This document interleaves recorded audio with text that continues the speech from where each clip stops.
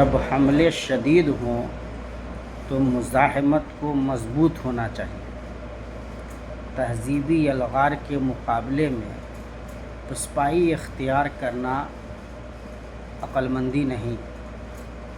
दो सतहों पे लड़ने की शदीद ज़रूरत है। आपको ऐसे इक़दामात भी करने होंगे जिनसे आपकी तहज़ीब ज़िंदा रह सके।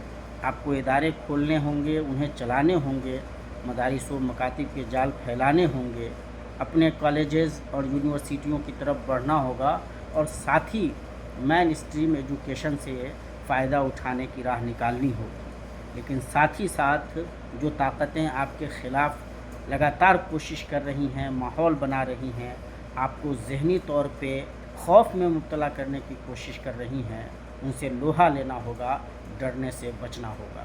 शुक्रिया।